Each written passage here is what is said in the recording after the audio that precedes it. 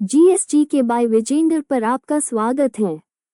सुबह के ठीक 4:45 बज चुके हैं और पढ़ाई शुरू करने का ये सबसे बेस्ट टाइम है। सरकारी एग्जाम्स की तैयारी करने वाले हमारे सभी दोस्तों के लिए आज हम अलग अलग अखबारों और मैगजीन्स से चुनकर सबसे ज़रूरी सवाल लाए हैं।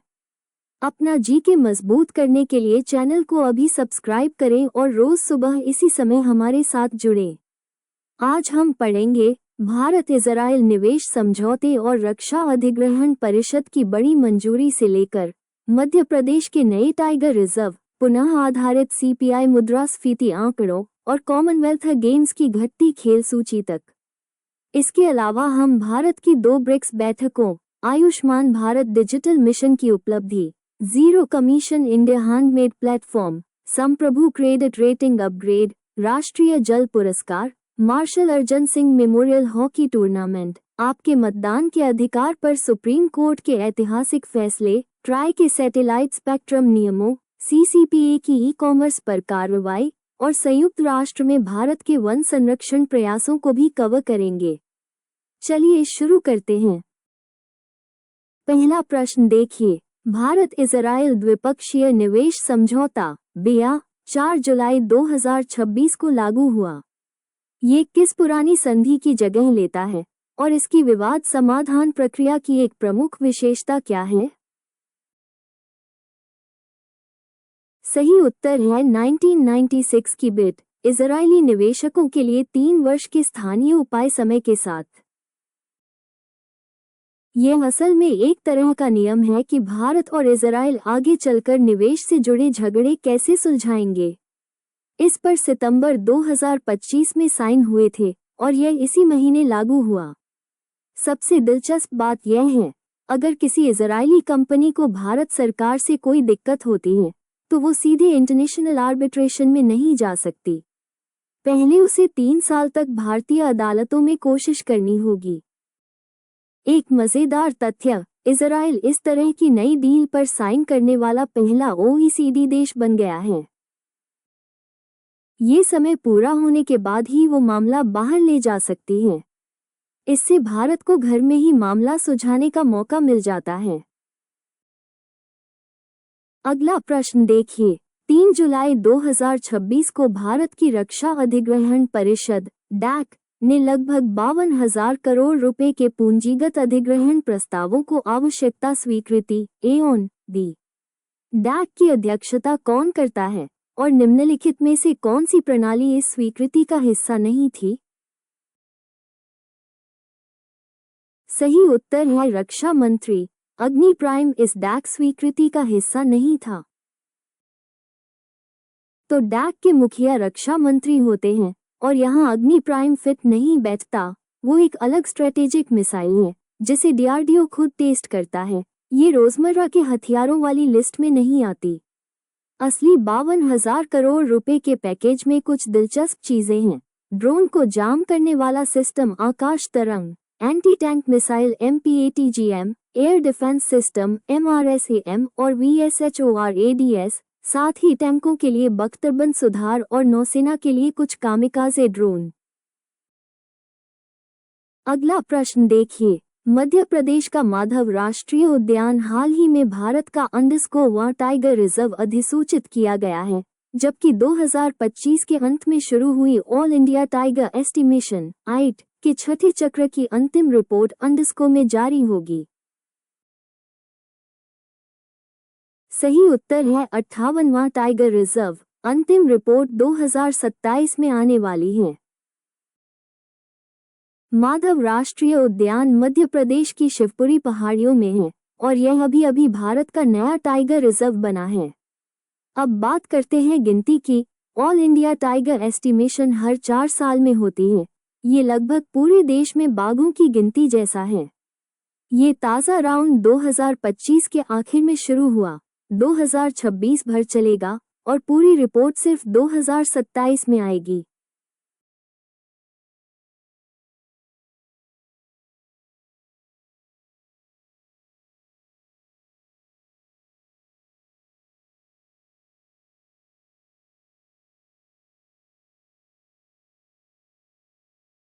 अगला प्रश्न देखिए, MOSPI के मई 2026 के आंकड़ों के अनुसार भारत की खुदरा CPI मुद्रास्फीति 3.93% रही। भारत की CPI श्रृंखला में हाल ही में कौन सा प्रमुख संरचनात्मक बदलाव किया गया है? सही उत्तर है कि CPI का आधार वर्ष संशोधित किया गया। खाद्य भार घटाकर आवास सेवाओं का भार बढ़ाया गया। CPI को ऐसे समझिए जैसे सरकार का एक शॉपिंग बास्केट जिससे वो महंगाई नापती है। वो बास्केट अभी अपडेट हुआ है ताकि लोग आजकल पैसा जैसे खर्च करते हैं वैसा ही दिखे। तो खाना जो पुराने बास्केट में सबसे ज्यादा वजन रखता था अब थोड़ा कम है, जबकि घर, ट्रांसपोर्ट और OTT सब्सक्रिप्शन जैसी चीजों का वजन बढ़ गया है। इस नए बास्केट के हिसाब से मई 2026 की महंगाई 3.93% रही, जो RBI के 4% वाले कंफर्ट जोन से नीचे है। याद रखने की एक लिस्ट। भारत असल में 4 महंगाई सूचकांक इस्तेमाल करता है। शॉपर्स के लिए CPI, होलसेल के लिए WPI, फैक्ट्री वर्कर्स के लिए CPI-IW और खेत मजदूरों के लिए CPI-ALRL। गांवों में शहरों से थोड़ी ज्यादा गर्मी रही, 4.25% बनाम 3.53%। अगला प्रश्न देखिए। ग्लासगो में 2026 राष्ट्रमंडल खेल 23 जुलाई 2 अगस्त में केवल 10 खेलों का घटाया गया कार्यक्रम होगा। निम्नलिखित में से कौन सा खेल जिसमें भारत ने ऐतिहासिक रूप से कई पदक जीते हैं ग्लासगो 2026 से हटा दिया गया है? सही उत्तर है कुश्ती, बैडमिंटन, हॉकी, टेबल टेनिस और स्क्वैश के साथ। हुआ ये कि ऑस्ट्रेलिया के विक्टोरिया राज्य ने बढ़ती लागत की वजह से मेजबानी से हाथ पीछे खींच लिया, तो ग्लासगो ने आखिरी वक्त में कदम बढ़ाया। खर्चा कम रखने के लिए उन्होंने गेम्स को घटाकर सिर्फ 10 खेल कर दिया। एथलेटिक्स, तैराकी, साइकिलिंग, भारोत्तोलन, जिम्नास्टिक, नेटबॉल, मुक्केबाजी, जूडो, लॉन बॉलर्स और 3x3 बास्केटबॉल। भारत के लिए यह असल में एक दिक्कत है, क्योंकि बर्मिंघम में जीते हमारे 61 पदकों में से लगभग आधे उन खेलों से आए थे जो इस बार बिल्कुल नहीं होंगे: कुश्ती, बैडमिंटन, हॉकी, टेबल टेनिस और स्क्वैश। अगला प्रश्न देखिए। 6-7 जुलाई 2026 को भारत द्वारा आयोजित ब्रिक्स बैठकों के बारे में निम्नलिखित कथनों पर विचार करें। 1. ब्रिक्स एंटी ड्रग एजेंसी प्रमुखों की बैठक गुवाहाटी, असम में आयोजित हुई। 2. ब्रिक्स महिला कार्य समूह की बैठक कोची, केरल में आयोजित हुई। उपरोक्त में से कौन सा से कथन सही है? सही उत्तर है 1 और 2 दोनों।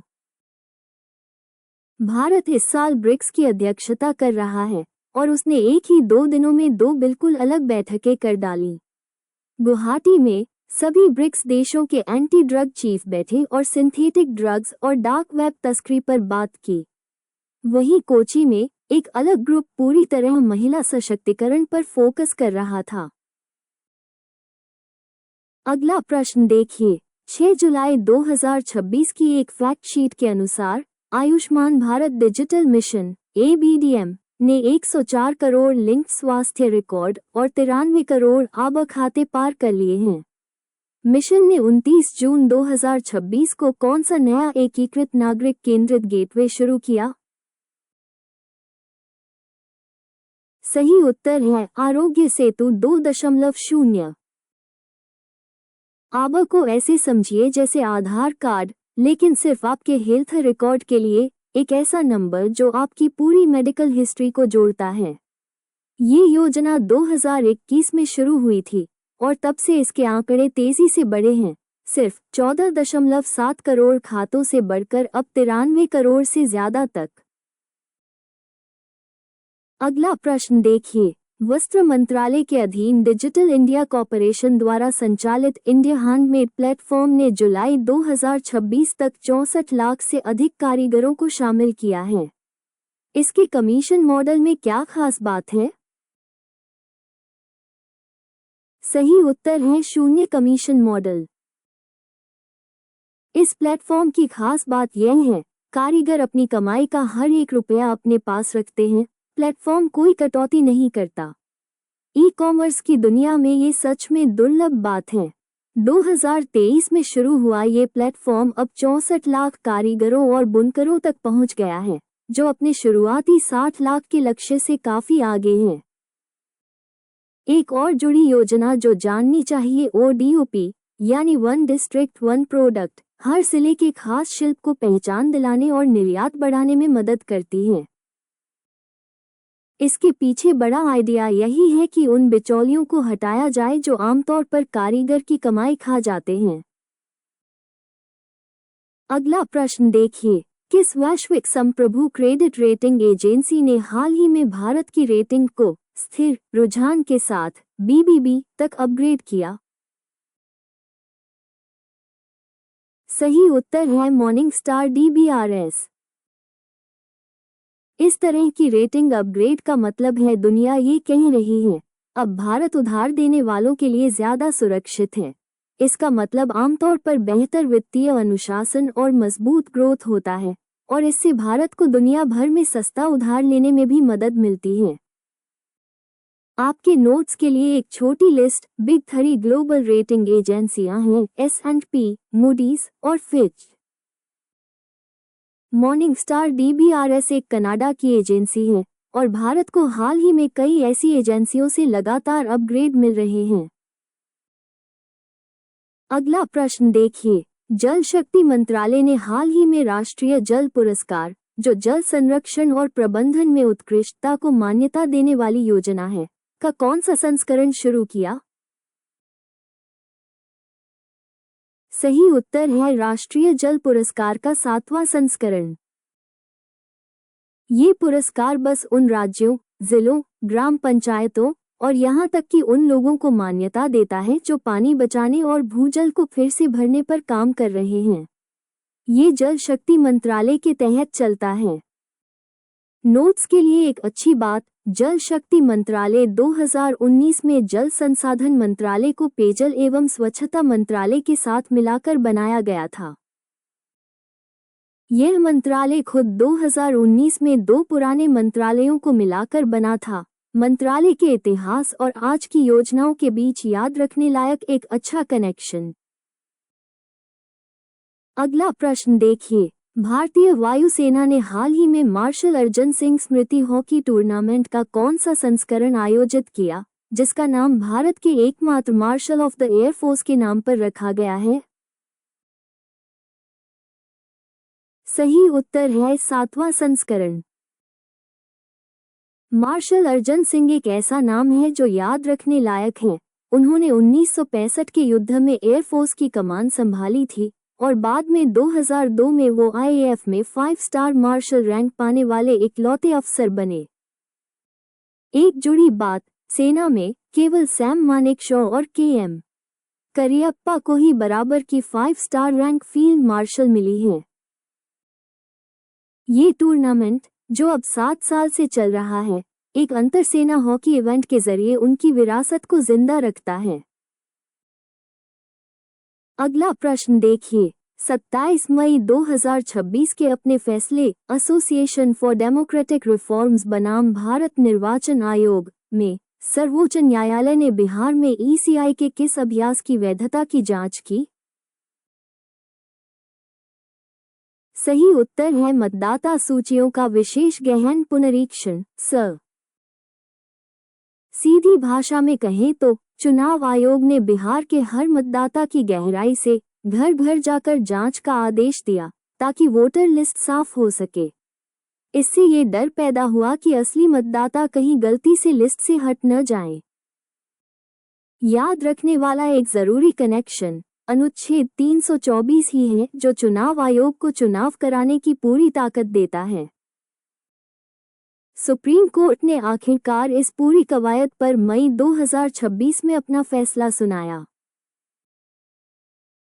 अगला प्रश्न देखिए, ट्राई ने हाल ही में किस श्रेणी की सेवाओं के लिए स्पेक्ट्रम के आवंटन हेतु नियम और शर्तें पर सिफारिशें जारी की? सही उत्तर है उपग्रह आधारित वाणिज्यिक संचार सेवाएं। ट्राई सरकार को सलाह देता है कि सैटेलाइट इंटरनेट कंपनियों को स्पेक्ट्रम यानी हवाई तरंगें कैसे बांटी जाएं। यह अभी इसलिए मायने रखता है क्योंकि भारत का सैटेलाइट सेक्टर तेजी से गर्मा रहा है, जिसमें स्टारलिंक और जियो सैटेलाइट जैसी कंपनियां हिस्सा पाने की दौड़ में हैं। एक जरूरी नीतिगत बात, दूरसंचार अधिनियम 2023 कहता है कि सैटेलाइट स्पेक्ट्रम नीलामी से नहीं बल्कि प्रशासनिक तरीके से दिया जाता है। आम मोबाइल स्पेक्ट्रम के उलट, जिसकी नीलामी होती है, भारत में सैटेलाइट स्पेक्ट्रम प्रशासनिक तरीके से बांटा जाता है, कोई बोली प्रक्रिया नहीं। अगला प्रश्न देखिए। केंद्रीय उपभोक्ता संरक्षण प्राधिकरण (CCPA) ने हाल ही में ई-कॉमर्स प्लेटफॉर्म्स को 13 नोटिस जारी किए। इन नोटिसों का कारण क्या था? सही उत्तर है लाइसेंस प्राप्त फ्रीक्वेंसी वॉकी टॉकी की अवैध बिक्री। कुछ वॉकी टॉकी ऐसी फ्रीक्वेंसी पर चलते हैं जो कानूनी तौर पर सिर्फ पुलिस या डिफेंस के लिए आरक्षित होती हैं, तो इन्हें बिना ये जांचे कि खरीदार कौन है, खुलेआम ऑनलाइन बेचना भारत के वायरलेस नियमों को तोड़ता है। एक उपयोगी तथ्य CCPA उपभोक्ता संरक्षण अधिनियम 2019 के तहत बनाई गई थी और यह बिना पहले अदालती आदेश के प्रोडक्ट वापस मंगवा सकती है या कंपनियों पर जुर्माना लगा सकती है। CCPA वही निगरानी संस्था है जो ऐसी चीजों को पकड़ती है और यह बिना पहले अदालत के आदेश का इंतजार किए तुरंत कार्रवाई कर सकती है।